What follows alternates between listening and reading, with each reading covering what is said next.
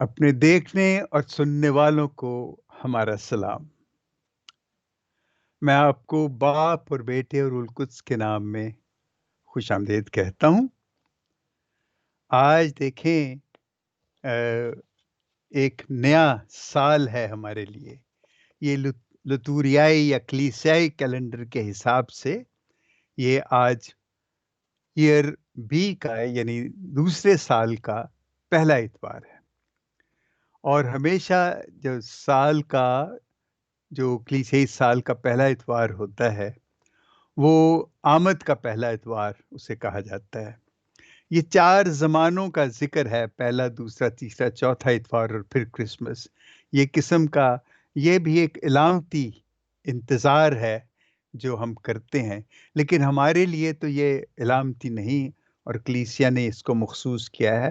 پیشتر اس سے کہ ہم مزید اس پہ گفتگو کریں، پہلے آپ اپنی بائبلز لے آئیے اور ہم تلاوتیں کریں گے اور تلاوت کریں گے، اور اس کے بعد پھر ہم اس پہ تفصیلی گفتگو کریں گے۔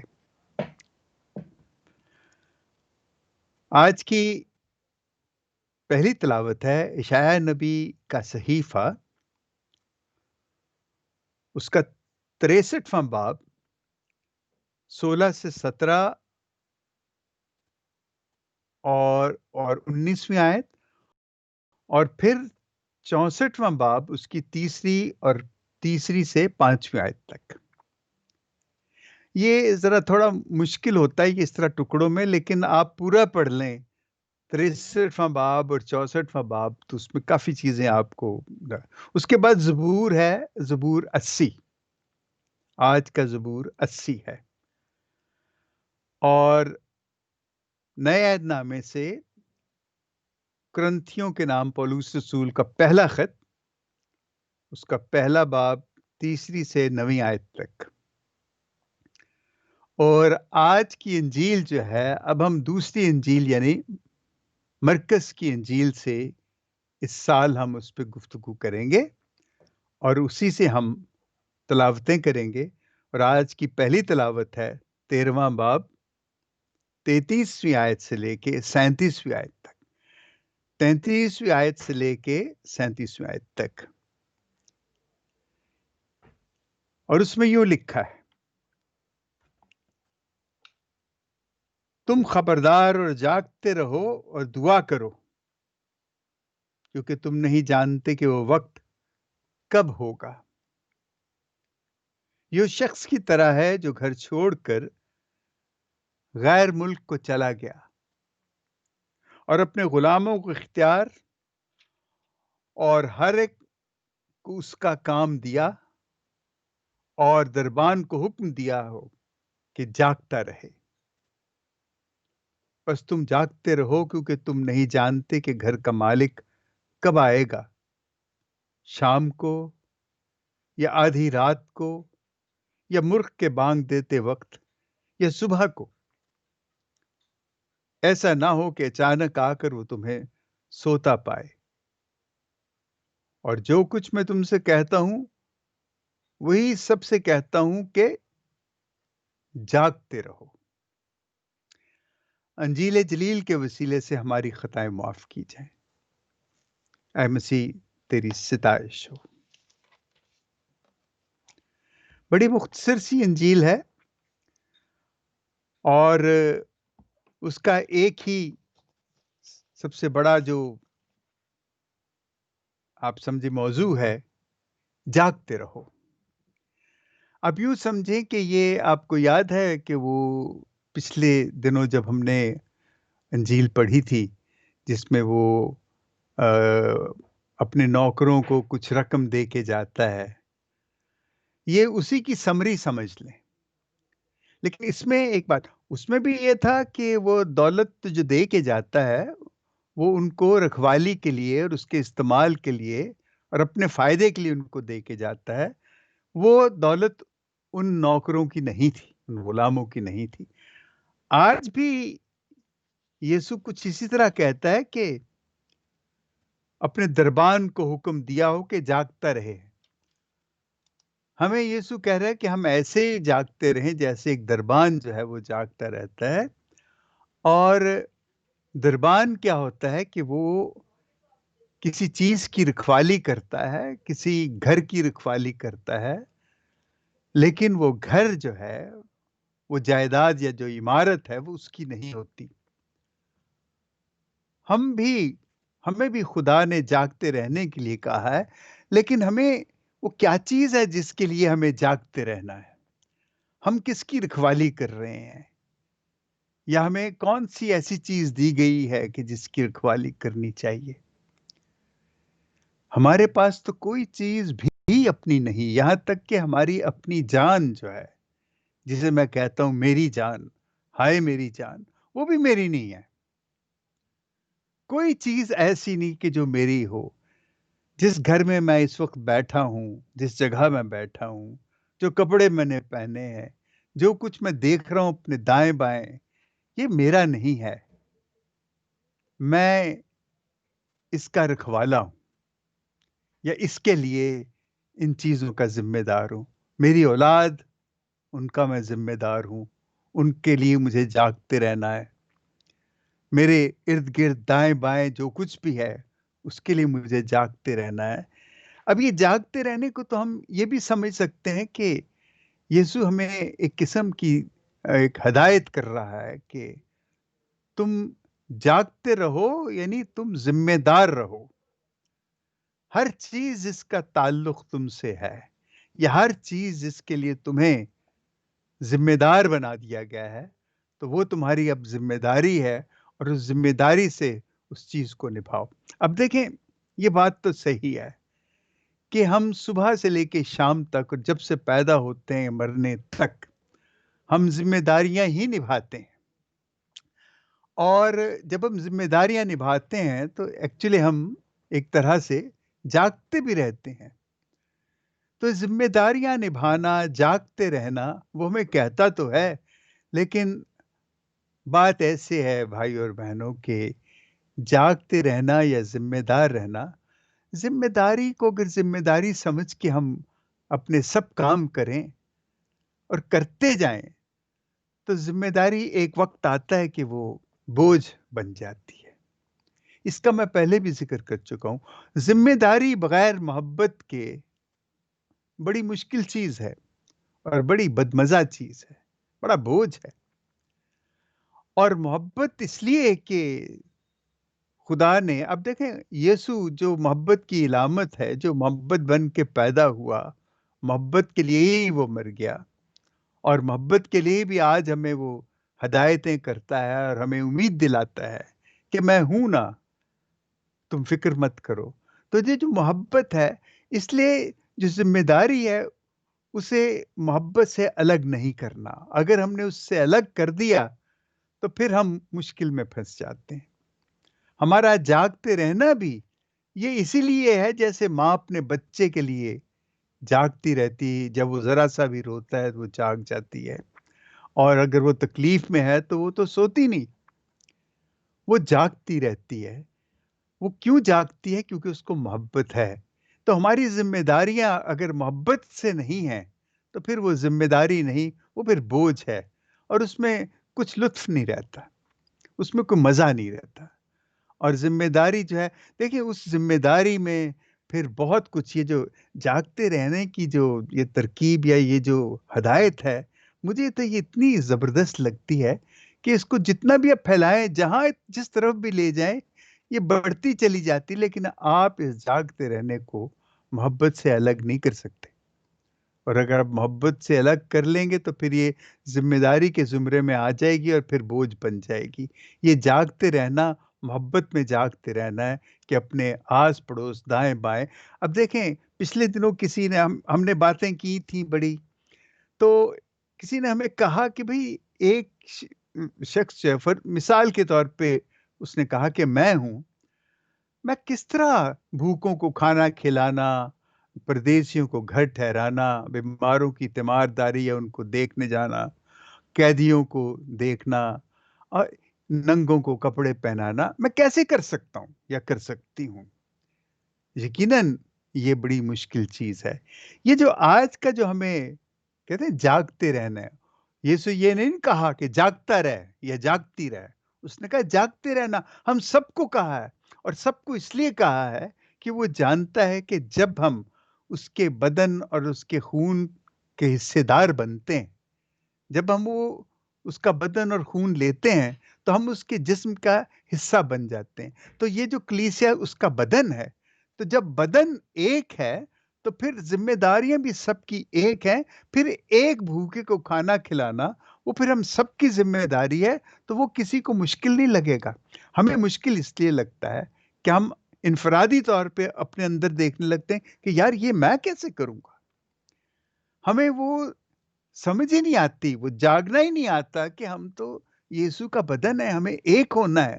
اگر ہم ایک ہو جائیں گے تو میں آپ کو سچ کہتا ہوں، یہ ایک ہو جائیں گے، ایک تو ہم ہیں شاید، لیکن ہمیں اس ایک ہونے کا جو ادراک ہے وہ نہیں ہے.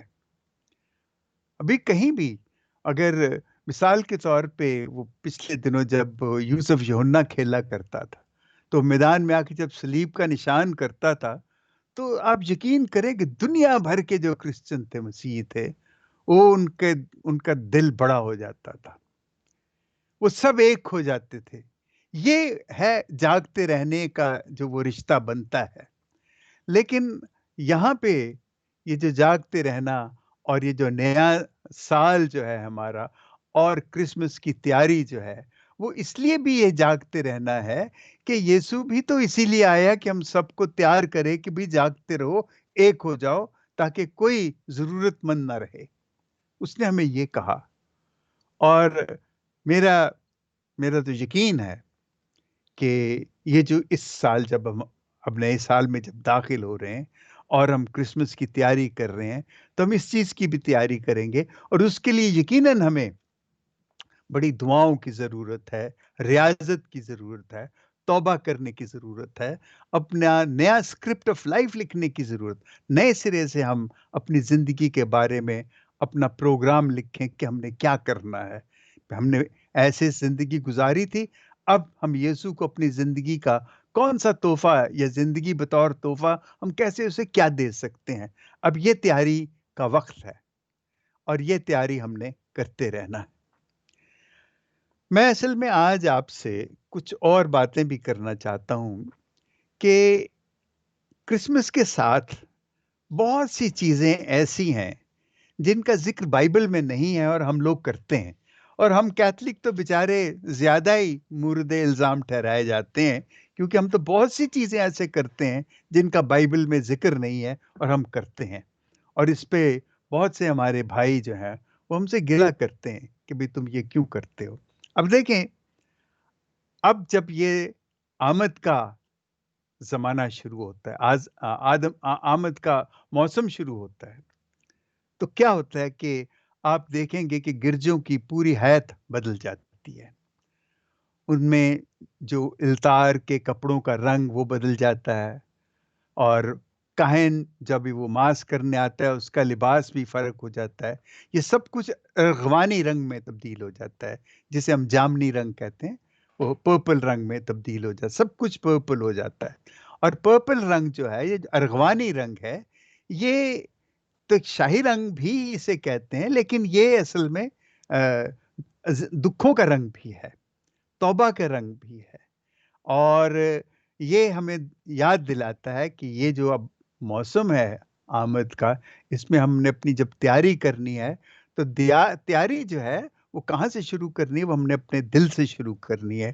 اور دل تیار ہوتا ہے توبہ کرنے سے، اپنی پرانی بری روش کو چھوڑ کے نئی روش اختیار کرنے میں. وہ ہے ہماری تیاری کہ ہم اس نئی روش کو کیسے ہم اپنا سکتے ہیں، اور کہ ہم کیسے خدا کو خوش کر سکتے ہیں. تو اس میں وہ آپ دیکھتے ہیں کہ وہ دیکھیں، مذہب جو ہے، یہ ہم کیتھلک خاص طور پہ ہماری 3 چیزیں بڑی زبردست ہیں. آواز ایک ہے جسے ہم ساؤنڈ کہتے ہیں، اسمیل خوشبو، اور سمبلز. آپ نے دیکھا ہوگا کہ ہمارے ان تینوں میں، ساؤنڈ میں آپ نے، ویسے تو ساؤنڈ تمام گرجوں میں گانے، گیت، راگیں یہ گائی جاتی ہیں، لیکن ہمارے یہاں کیتھلکس کے یہاں التار پہ وہ گونگ بھی رکھا ہوتا ہے اور گھنٹی بھی رکھی ہوتی ہے، اور وہ مختلف خاص اوقات میں جو وقفے ہوتے ہیں ان میں وہ بجائی جاتی ہے۔ اور بڑا عجیب ہے، جو گونگ ہوتا ہے نا بڑا سا، وہ جب بجایا جاتا ہے تو اس کی جو وائبریشن ہے، وہ وائبریشن جو ارتعاش جو اس سے پیدا ہوتا ہے، اگر آپ نے کبھی محسوس کیا ہو، اور خصوصاً جب التار کے آپ نزدیک ہوں، تو آپ کا پورا جسم جو ہے ان لہروں سے وہ ان کو محسوس کرتا ہے۔ اور وہ گھنٹیاں ہمیں مختلف اوقات کا بتاتی ہیں کہ جب تبدل ہونے لگتا ہے، یا جب تبدل ختم ہو جاتا ہے، اور پھر جب ہم خاص جب پاک اشراق سے پہلے جب ہمیں بلایا جاتا ہے پاک اشراق کے لیے، ہمیں بتایا جاتا ہے کہ اب اس کا وقت ہے، تو یہ اوقات ہیں، اور مختلف وقتوں میں مختلف گیت گائے جاتے ہیں۔ اس کے بعد اسمیل کا آپ نے دیکھا کہ ہمارے ہاں انسنس کا استعمال ہوتا ہے، اور یہ پرانے زمانے سے چلا آ رہا ہے کہ جو عبادتیں ہیں، چاہے وہ ان لوگوں کی بھی تھی جو بت پرست تھے، یا وہ بھی یہ استعمال کرتے تھے، آج بھی یہ خوشبوئیں جو ہیں استعمال کی جاتی ہیں، اور ہر مذہب میں استعمال کی جاتی ہیں۔ ہر مذہب میں یہ خوشبوئیں جو ہیں یہ استعمال کی جاتی ہے، اور ان خوشبوؤں کا اوپر اٹھنا وہ یہ ہے کہ وہ جو اچھی خوشبو جو ہے وہ خدا کی طرف ان کو بھیجتے ہیں کہ ہماری اچھی خواہشات ہیں، ہمارے اچھے ارادے ہیں، اور ہماری یہ دعائیں ہیں، وہ خدا سے کہتے ہیں یہ دھواں ہے جو تیری طرف آ رہا ہے، یہ ہماری دعاؤں کو قبول کر، علامتی طور پہ۔ اس کے بعد یہ جو آ، جسے کہتے ہیں کہ علامتیں ہیں، علامتیں ہمارے کیتھولک اس میں مذہب میں ہماری رسومات میں بے شمار ہیں۔ سب سے پہلے جو سب سے بڑی علامت جو ہماری ہے وہ 7 ساکرامنٹ ہے۔ وہ ساکرامنٹ ایک ایسی چیز ہے، ایک ایسا عمل ہے جو بظاہر نظر بھی آتا ہے، اور ایسا بھی ہے کہ وہ نظر آتا ہے ایک علامت، وہ جو حرکت ہو رہی ہوتی ہے، جو عمل ہو رہا ہوتا ہے، اور ایک ایسا عمل ہو رہا ہوتا ہے جو نظر نہیں آتا، لیکن اس میں فضل جو ہے وہ موجود ہوتا ہے۔ یہ ایک ویزیبل سائن ہے، آؤٹ ورڈ سائن ہے، جو کہ ہمیں نظر بھی آتا ہے، اور اس کا ایک انورڈ انویزیبل عمل بھی ہے، جس میں جو کہ ایک ایسی گریس ہے، ایک ایسا فضل ہے جو ہمیں ملتا ہے۔ بپتسمہ لے لیجیے آپ، پاک طاقت لیں، استحکام لیں، اس کے بعد آخری مالش لیں آپ، اور یہ سب سے بڑی جو ہم جس کے بارے میں بڑا بہت سی باتیں ہیں، اعتراف اعتراف کرنا، جا کے وہاں پہ اپنے گناہوں کا اقرار کرنا فادر صاحب کے ساتھ سامنے جا کے، اس پہ ہم پھر کبھی بات کریں گے۔ یہ وہ عمل ہیں، وہ چیزیں ہیں جو نظر آتی ہیں، جو ہم دیکھتے ہیں کہ ان سے کیا فائدہ ہے، یہ ہم جانتے، یہ انویزیبل جو گریس ہے وہ ہمیں نظر آتی ہے۔ ایسا سائن ہے جو انویزیبل عمل اس میں ہوتا ہے، اور اس میں انویزیبل گریس جو ہے وہ ہمیں ملتی ہے۔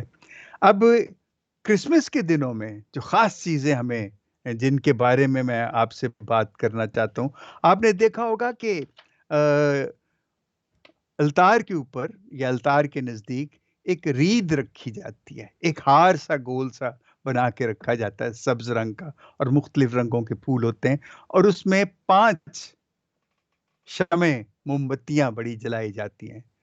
3 موم بتیاں جو ہیں وہ ارغوانی رنگ کی ہوتی ہیں، ایک گلابی ہوتی ہے، اور درمیان میں ایک سفید ہوتی ہے۔ اب یہ جو آ، آ، موم بتیاں ہیں، یہ جو علامتیں ہیں، یہ بڑا، وہ جو پہلی بات، وہ جو گول ریدھ ہے نا، وہ ایسے ہے کہ وہ پیار کی علامت ہے، اور وہ کریشن کی علامت ہے کہ خدا نے کائنات بنائی، اس نے اس کو تخلیق کیا، لیکن اس کا نہ شروع ہے نہ آخر ہے، وہ خدا کی جو محبت ہے وہ دائرے میں چلتی چلی، جہاں سے شروع کریں وہی اس کا شروع ہے، اور اس کا آخر کوئی نہیں ہے۔ اور اس میں وہ جو کینڈلز جلائی جاتی ہیں، جو موم بتیاں ہوتی ہیں، اس میں پہلی موم بتی جو ہے وہ اس کو کہتے ہیں کہ وہ امید کی شمع ہے، اور امید کی شمع ہے، اور اس لیے اس کو نبیوں کی شمع کے حوالے سے یاد کیا جاتا ہے۔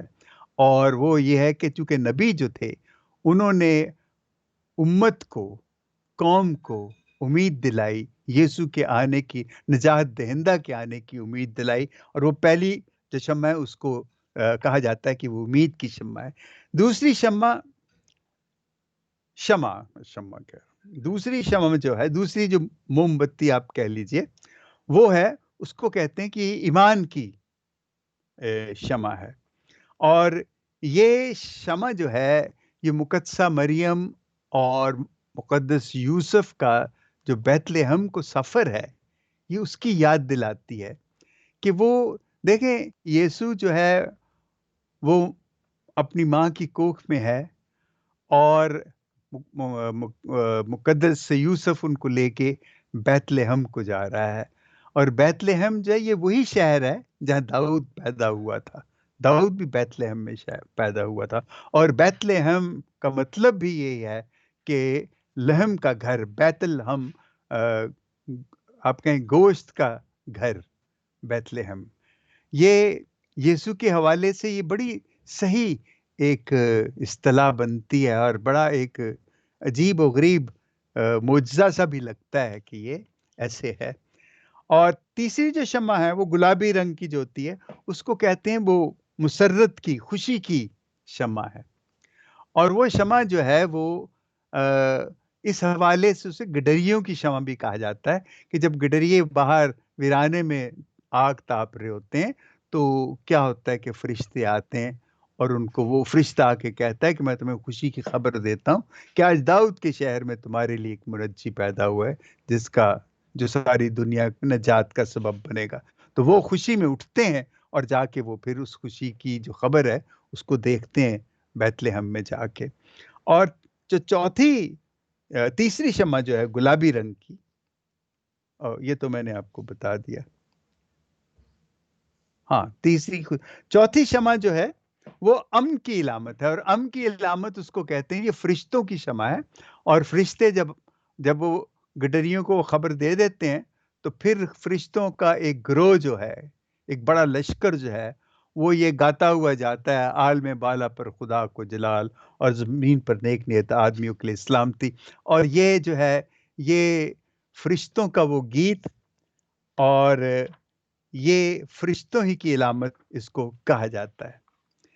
یہ جو ریت ہے یہ تقریباً 1839 میں یہ جرمنی میں پہلے شروع ہوئی تھی، اور سب سے زیادہ اسے امریکہ میں ان لوگوں نے رائج کیا جو یہاں سے ہجرت کر کے امریکہ گئے تھے، جرمنز جو تھے۔ لیکن انگلینڈ اور دوسرے ملکوں میں یہاں ان سے پہلے یہ رسم آ گئی تھی۔ اب جو ایک اور بڑی چیز جو ہم گرجے میں دیکھتے ہیں وہ ہے بہت بڑی چرنی۔ یہ ہم کیتھولک چرچز میں ہی زیادہ دیکھتے ہیں، ہمارے دیگر کلیسیائی حلقوں میں اس کی اتنی روایت نہیں ہے۔ اور یہ جو رسم ہے یہ بھی انسانوں ہی نے بنائی ہے، کوئی کسی بائبل میں اس کا ذکر نہیں ہے۔ یہ 1223 میں ایک شہر تھا، ایک شہر تھا امبریا، اس کا ایک گاؤں تھا گریچیو۔